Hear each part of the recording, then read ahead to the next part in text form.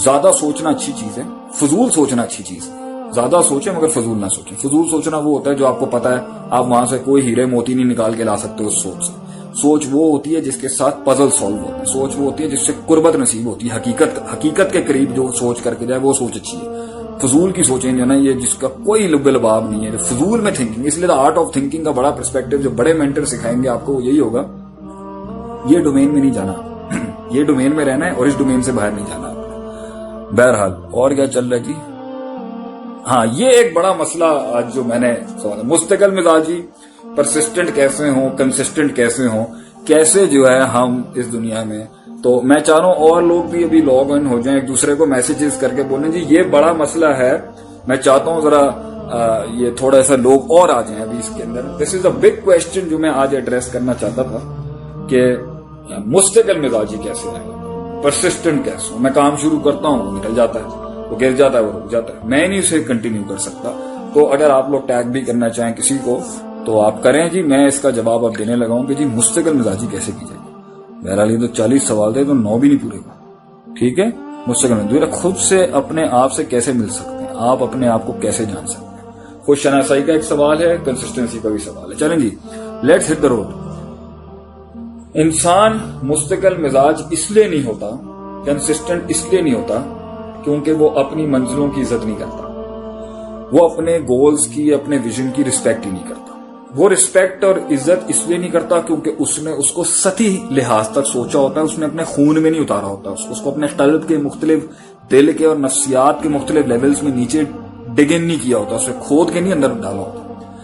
انسان نے اپنی منزلوں کی عزت نہیں کی ہوتی. منزلوں کی عزت نہیں کرنے کی وجہ سے انسان کا اس کے ساتھ لگاؤ نہیں ہوتا، اس کو حاصل کرنے کا وہ جذبہ نہیں ہوتا، اور اس کے انجام کو اگر وہ نہ ملے کیا ہوگا، یہ اس کے اندر ہلکا پن ہوتا ہے جس کی وجہ سے وہ کسی پلس اس کو جس وجہ سے وہ اس کام کو پرماننٹلی مستقل مزاجی سے صبر نہیں کر پاتا اس پر اپنے مزاج سے. جیسے موڈ سوئنگ سے علیحدہ ہوئے وہ اس کی گیم ہی بدل جائے گی. منزلوں کی عزت نہیں کرنا، منزلوں کی عزت اس لیے نہیں کرنا کیونکہ ایموشنلی اٹیچ تھے، پرنسپلی اٹیچ نہیں تھے. اصولی لحاظ سے منزلیں نہیں چاہیے، جذباتی لحاظ سے چاہیے. اور وہ منزل سے محبت اس لیے نہیں پیدا ہو سکی کیونکہ اس پہ تفکر نہیں کیا، مطالعہ نہیں کیا، مشاہدہ نہیں کیا، غور و فکر نہیں کیا. یہ اس لیے نہیں کیا کیونکہ وہ صرف سطحی لحاظ سے پسند تھی وہ چیز، وہ خون میں نہیں اتری ہوئی تھی، اندر کلیجے کے پرسپشنز ڈیپ ڈاؤن ڈگڈ نہیں تھی. اس لیے وہ دیکھی میں نے 1 منٹ میں اس کو پسند کیا، میرا اس کی طرف رخ ہو گیا. اب مجھے وہ پسند آ گیا جی، میں اس کی طرف رخ ہو گیا. بیٹھ کے سوچ کے اس کو اتار کے اس کے حسن کو، جمال کو، اس کمال کو، اس تکمیل کو، اس تجمیل کو، اس تحسین کو، اس تشریف کو، اس تکریم کو اتارا ہی نہیں ہے اپنے اندر. یار یہ کیا چیز ہے اور مجھے کیوں چاہیے، اور رغبت نہیں بنائی، پھر سے سوچ کے راغب نہیں ہوا اس کی طرف، پھر اس کے حصول کو اپنی تکمیل کا حصہ بنانے کی بھی کوشش کی.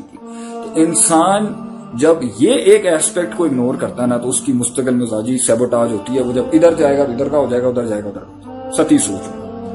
دوسرا مسئلہ یہاں پر یہ انجام کا ڈر نہیں ہے. مزاج ہے جی کیا ہوگا. ایک انجام کا ڈر ایسا ہے جس کا بھی ایک میں نے سوال کا جواب دیا تھا، وہ ڈر سے ہی آگے انیشیٹو نہیں لیتا، سمندروں میں قدم نہیں رکھتا ڈر کے مارے. دوسرے کون ہے؟ دوسرے وہ ہیں جو اس ٹائم پر اللہ آپ کا بھلا کرے وہ انجام کا ڈر ہی نہیں ہے، وہ اتنے ویلے ہیں، وہ کہنا سانوں کوئی فرق ہی نہیں پڑتا.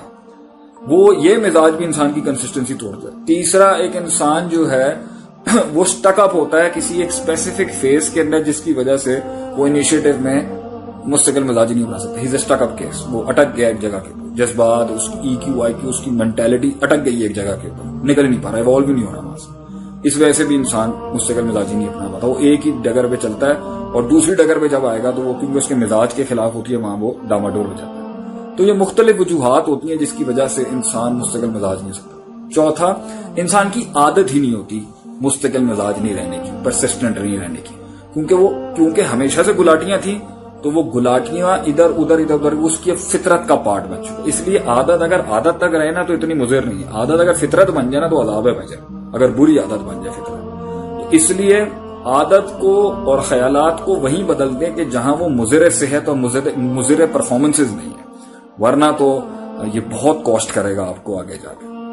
اور آخری بات یہ ہے، انسان جب ایک ڈسپلنڈ مزاج کے ساتھ کسی چیز کو اپروچ نہیں کرتا نا تو آپ کو اندر یہی دکھے گا آگے سے کہ وہ جو ہے نا وہ چھوڑ دے گا جب اس کا من اوپر نیچے ہچکولے لیتا ہے نا، انسان کی نفسیات اوپر نیچے جذبات ہوتے ہیں، پرنسپل بنائیں اپنے آپ کو، اصولی لحاظ سے کرنا ہی کرنا ہے.